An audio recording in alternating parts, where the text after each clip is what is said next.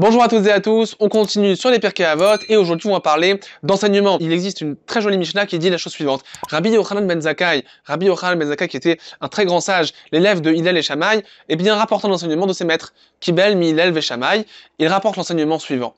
Im lamata Torah arbe, si tu as étudié beaucoup de Torah, al tachazik tova leatzmecha.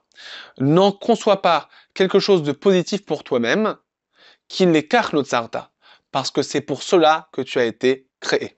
Le sens simple de la Mishnah, c'est de dire quelqu'un qui a beaucoup étudié, eh ben, qui disent pas oui, mais voilà ce que j'ai fait de bien, qui n'est qu'Archlot-Sarta, parce que c'est pour ça que tu as été créé, voilà ta vocation, et par conséquent, tu n'as pas à en faire une montagne, tu n'as pas à t'en tirer des compliments et à en concevoir une très grande satisfaction, parce que finalement, eh bien, c'est pour cela que tu as été créé. Alors effectivement, les Pirkei Avot, qui sont toujours évidemment dans l'éthique et dans la morale juive, nous permet finalement de ne pas tomber dans l'orgueil, de ne pas faire des montagnes des actions qu'on fait. Mais voilà, tu as étudié beaucoup, même si l'étude de la Torah est pourtant la plus grande des mitzvot, et le summum au niveau des commandements du judaïsme, eh bien, si tu en as étudié beaucoup, ne pense pas que tu es un grand tzaddik, un grand pieux. Les Karchnot Sarta, tu n'as juste fait qu'accomplir ce que tu étais censé faire. Et donc, c'est comme ça qu'on rééquilibre l'individu et on lui permet de garder les pieds sur terre. Mais il y a un autre commentaire très intéressant, qui est le commentaire du Midrash Shemuel, qui dit la chose suivante. Im la mata Torah arbe.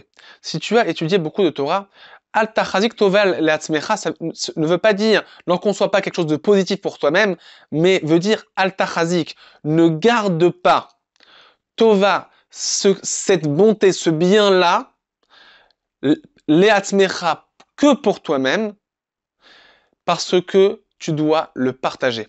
En fait, l'enseignement de la Mishnah, c'est pas de dire n'en conçois pas quelque chose de positif pour toi, mais ne garde pas ce positif que tu as emmagasiné, que tu as engrangé à travers ton étude, seulement pour toi. La Torah est appelée positif, qu'il est kartom latati lachem, comme nous dit le verset. Voilà un beau cadeau que je vous ai donné, donc c'est quelque chose de beau. La Torah, c'est bien, c'est du positif. Eh bien, ce positif-là, ne le garde pas pour toi. Ne t'enferme pas dans ta tour d'ivoire pour pouvoir t'élever en se déconnectant des autres, mais au contraire, l'écart notsarta, tu as été créé pour le diffuser, pour le partager, pour le donner. Donc par conséquent, l'enseignement de la Mishnah est le suivant: lorsque tu as donné, que tu as emmagasiné du positif, que tu as grandi en maturité, que tu as acquis de l'expérience dans quelque chose, que tu as étudié la Torah et que tu t'es bonifié, eh bien, ne le garde pas pour toi, fais-en partager le plus grand nombre, parce que la vocation du peuple d'Israël, c'est effectivement d'étudier, mais c'est une étude qui doit s'inscrire dans une chaîne de transmission, et par conséquent, l'enseignement, eh bien, fait partie des plus grandes priorités.